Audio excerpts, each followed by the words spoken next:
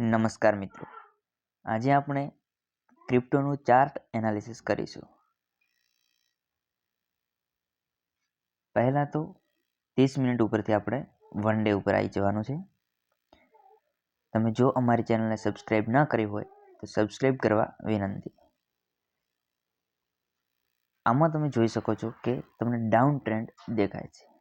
તો નીચી બાજુ જોઈશું તો એક અહીંયા સ્વિંગ બનાવ્યું છે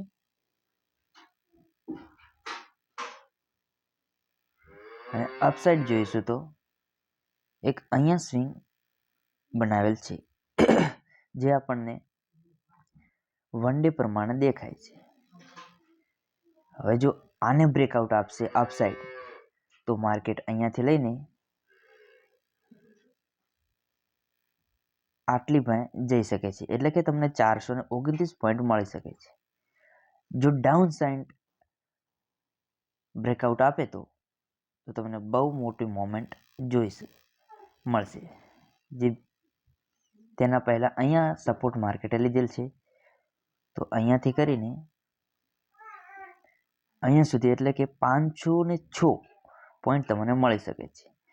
તો આપણો સપોર્ટ અને રેઝિસ્ટન્સ આ થઈ ગયા. હવે જોઈએ કે માર્કેટ કઈ બાજુ જશે. અપસાઇડ જાય તો 3248 લેવાનો અને ડાઉન સાઇડ માટે 2730 લેવાનો. વન ડે પરથી આપણે આવી જઈશું 4 કલાક પર. 4 કલાકમાં જોઈએ શું દેખાય છે. 4 કલાકમાં પણ તેનો તેજ દેખાય છે, પણ 4 કલાકમાં એક અહીંયા આપણને સ્વિંગ જોવા મળે છે. જો ડાઉન સાઇડ બ્રેકઆઉટ આપે તો શોર્ટ કરી શકીએ. જો અહીંયા બ્રેકઆઉટ આપશે 3072 ડાઉન સાઇડ તો આપણને 300-350 જેવા પોઈન્ટ જોવા મળી શકે છે. આ જોઈ લીધું. હવે આપણે આવીશું 4 કલાક પરથી 1 કલાક પર. 1 કલાકમાં પણ સેમ ટુ સેમ જ જોવા મળે છે, કંઈ જુદું નથી. જે 4 કલાકમાં હતું એ 3072 બ્રેકઆઉટ આપે ડાઉન સાઇડ તો શોર્ટ કરવાનો, અને અપસાઇડ માટે 3248 બ્રેકઆઉટ આપે તો લોંગ કરવાનો. 1 કલાક પરથી આપણે આવી જઈશું 30 મિનિટ પર. 30 મિનિટમાં પણ તેનું તેજ છે, કંઈ ખાસ જોવા મળતું નથી. 30 મિનિટ પરથી 10 મિનિટમાં પણ કન્સોલિડેશન થયેલ છે.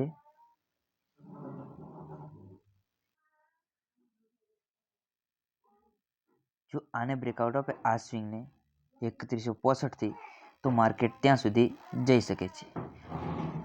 તો 10 મિનિટમાં આપણે એક અહીંયા રેઝિસ્ટન્સ દોરી લઈશું. 3166 થી ઉપર જો માર્કેટ જશે તો આપણે લોંગ કરીશું. આપણું ટાર્ગેટ રહેશે આ, એટલે કે આપણને 60 થી 61 પોઈન્ટ મળી શકે છે. હવે આપણે આવીશું 5 મિનિટમાં. 5 મિનિટમાં કંઈ ખાસ નથી, તેનું તેજ જોવા મળી રહ્યું છે. 5 મિનિટથી 3 મિનિટમાં જ્યાં આપણે ટ્રેડ લેવાનો છે.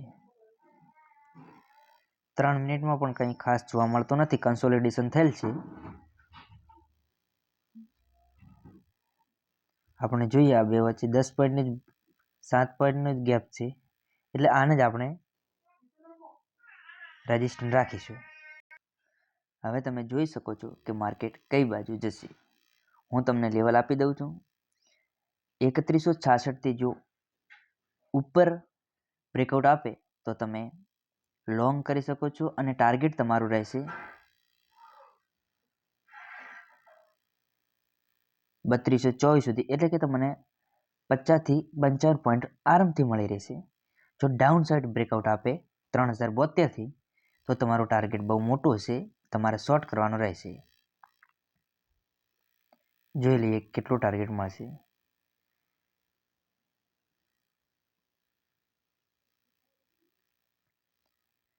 જો 3072 થી શોર્ટ કરવાનો થાય ડાઉન સાઇડ તો તમને ખૂબ જ મોટું ટાર્ગેટ મળી શકે છે. જેમ કે માર્કેટનો આખો ફોલ જ્યાંથી માર્કેટ રિકવરી ચાલુ કરી હતી ત્યાં માર્કેટ જઈ શકે છે, એટલે કે 300 થી 350 પોઈન્ટ તમને આરામથી મળી શકે છે. તમને લેવલ પણ મેં આપી દીધા છે. જો તમારે આ એકાઉન્ટ ચાલુ કરવું હોય ડેલ્ટા એક્સચેન્જમાં તો હું તને લિંક ડિસ્ક્રિપ્શનમાં આપી દઈશ. જો તમને આ વિડીયો પસંદ આવ્યો હોય તો શેર, સબસ્ક્રાઈબ અને લાઈક કરવા વિનંતી.